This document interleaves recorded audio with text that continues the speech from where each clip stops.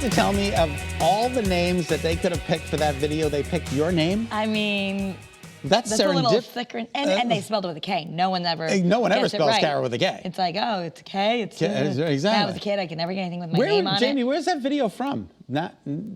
It's like stock video. I think I need it for my life. You should get that for your life. I wasn't allowed to have a cup or a keychain. I want the video. I wasn't allowed to have a license plate or anything because my name only had one T on it. Right. So, see, that's why we turned out the way we did. Exactly. And that's why my hair is the way it is today. Yes. Does everyone love your hair? Please pardon my hair.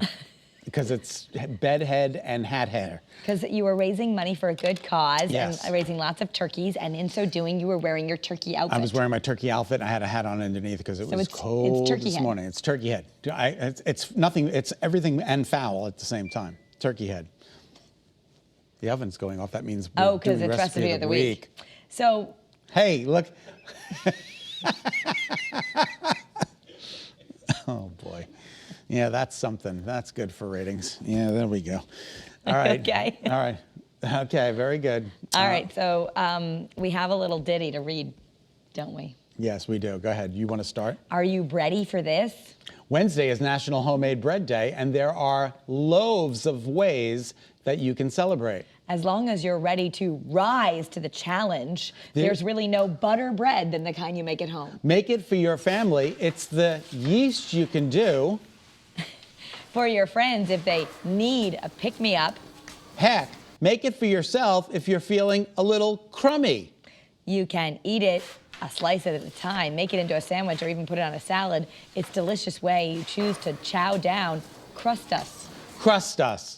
Okay, that's the last of the puns. It's National Homemade Bread Day. It's National Homemade Bread Day, and normally we don't read scripts verbatim, but we thought that one was somewhat clever. Look at the. Is there anything better than bread? I don't think so. Good. I know. I love bread. I could just eat loaves of it.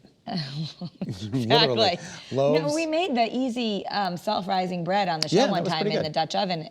That one was easy. Hey, why don't you go take a hike? Because it's National Take a Hike Day. It's also National Take a Hike Day. It reminds me of when I did the story about Connecticut, because we have literally hundreds of walking trails. There's a book you can get, might be a good holiday gift for people, of Connecticut's walking trails. Yep. And we actually have a website. It's on the state's tourism website, and there's so look, many. Kara, back to warmer times with green foliage. I know. Warmer days with people in shorts hiking the over what does it say? 60,000 trails on the United States National Trail System. That's pretty impressive. I mean, I feel like if it weren't for the time factor, that would be my easy, hands down choice of exercise. Just go on a hike in a beautiful place. Like that would be my favorite thing to do. Did you see how beautiful that nature scene was? I don't know where they were, but it was absolutely gorgeous. Very nice, yeah. It reminds me of when I was in Canada and I got the sweater. Stop looking at my hair. I know you're looking at my hair and you're thinking, what the heck is going on? I'm trying not to look at your hair. Exactly. All right, do your oops, I did again. I'm not sure it's appropriate for me to break into my Brittany right now. I do like to do that.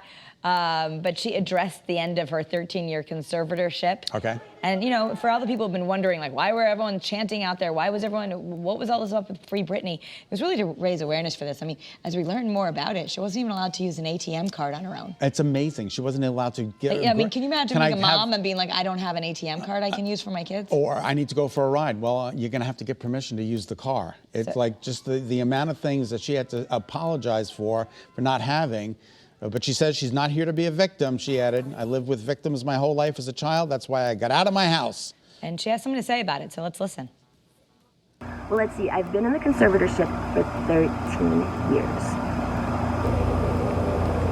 It's a really long time to be in a situation you don't want to be in. So I'm just grateful, honestly, for each day and being able to have the keys to my car and being able to be independent and feel like a woman, and owning an ATM card, seeing cash for the first time, being able to buy candles. It's the little things for us women, but it makes a huge difference. Being able to buy a candle, It's like a little thing like that. Like a little thing like that. That was on our Instagram page, by the way. Yeah. It's unbelievable. It's great that she's speaking out on her own. You get to hear it from her own words. Right. Let's just hope her future is smooth sailing. Well, here's the thing, natural consequences, right? None of us live our lives perfectly, and now she's responsible for herself, and let's hope. They did say there's a safety net, but there's a lot of people struggling with mental illness who are living in the world, and they still have to be, you know, somewhat responsible for themselves. She doesn't seem to me like she's not functioning. All right, exactly. So we just wish her the best. I hope everything goes smoothly. As Kara said, there's going to be bumps along the way. Everybody's got some bumps, so hopefully we'll work it all out. All right, what's going on? A Thanksgiving tradition is still going to. I love this story. I saw it on CBS. I don't know if it was Steve Harmon who did it, Steve Hartman, but this kid got a text from a woman saying, "Are you coming to Thanksgiving dinner?"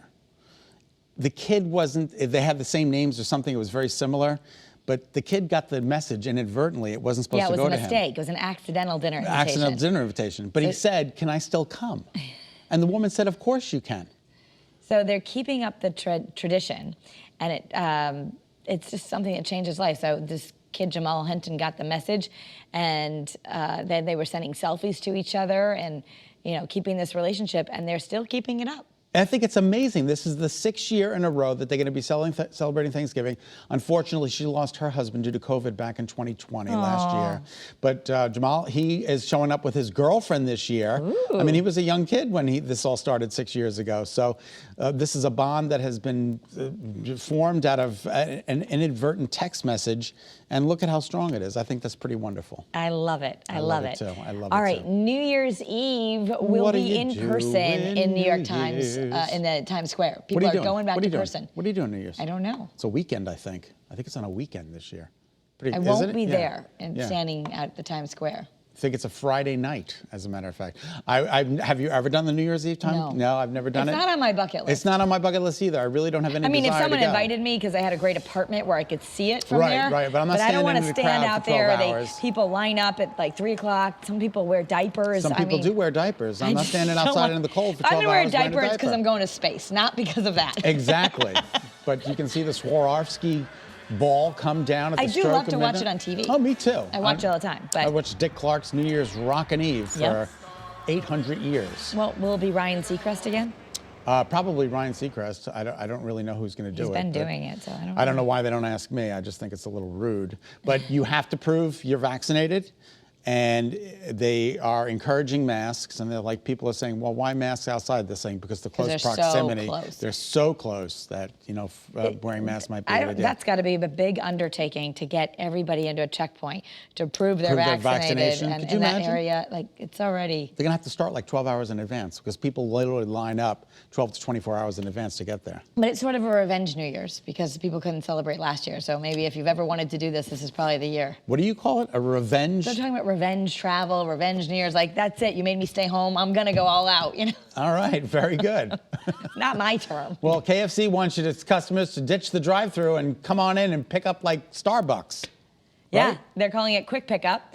And you just order ahead on the app. Okay. This is exactly what happens in Starbucks. Why, if you ever didn't order on the app, you're going to wait a lot longer because you see them making all the mobile orders. Yep. So you just do the app, and then you come in, and your order's left out for you. So if I go into KFC and just pick up an order, I could get anybody else's food. I have noticed that the drive-thru is usually slower. I mean, I don't like to go to the drive-thru, but a lot of times I'm like, guys, if I'm with my kids and we need to go to the drive-thru, I'm like, we're going in because nobody's inside, and there's a line around the block because people don't. 100%. So if you just get out of your car, you can save time. I completely agree with you. 100%. Go inside. You can save time. I do Dunkin' Donuts every morning because I'm afraid I'm not going to make my cut-ins in the morning.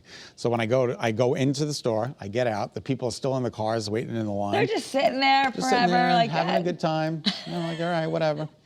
So if you've been using TikTok since before September, you could be entitled to money from a class action lawsuit. I'll have to ask my daughter. Does it go to kids? Yeah, probably. $92 million settlement, right?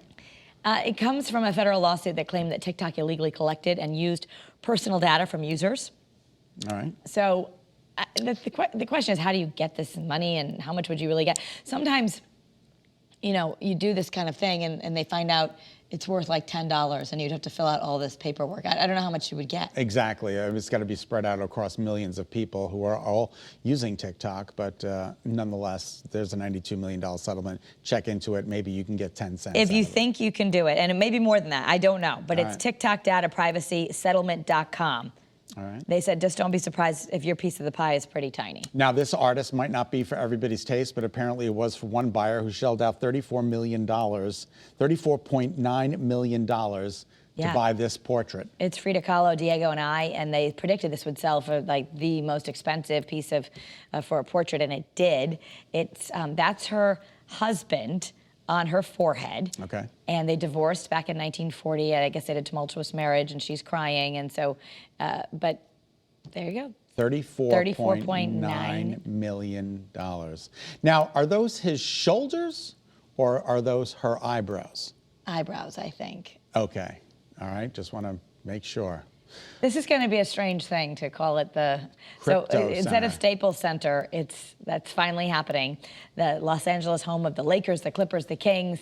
It's now going to be known as Crypto.com Arena. Crypto.com Live at the Crypto.com Arena. I don't even know what the currency means, and yet we're calling it the Crypto.com. So Staples gave up after 20 years, the name had ended, right? Well, they paid $700 million. They say it's the largest naming rights deal. Wow.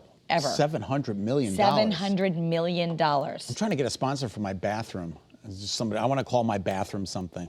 Me too. I need to redo my bathroom. Yeah, I want to just get somebody to come in and sponsor it, and they could put their name up on it. I don't care. But could be Joe's Construction. How would anyone see it? You're gonna do like a live cam from your bathroom? And maybe I'll do a couple of live shots.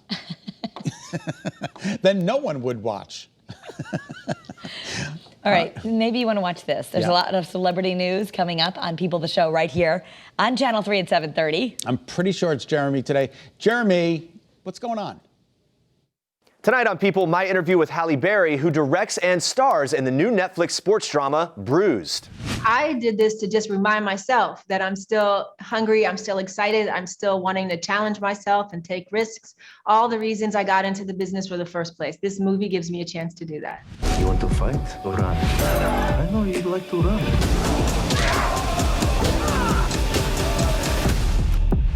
That's all I wish you did. I'm offering you a second chance.